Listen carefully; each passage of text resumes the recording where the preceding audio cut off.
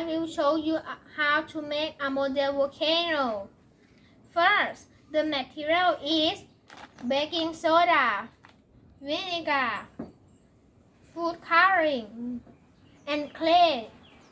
First, I make a clay into the model volcano. Then I put food coloring into the vinegar.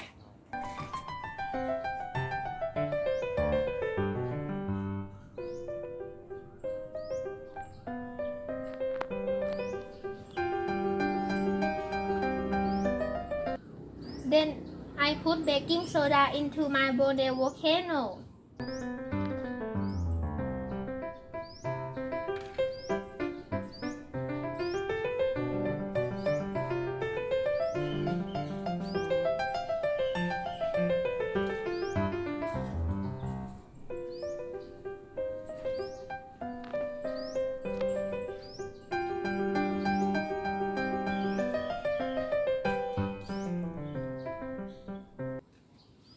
Then I put my vinegar into my volcano. Let's see what happened.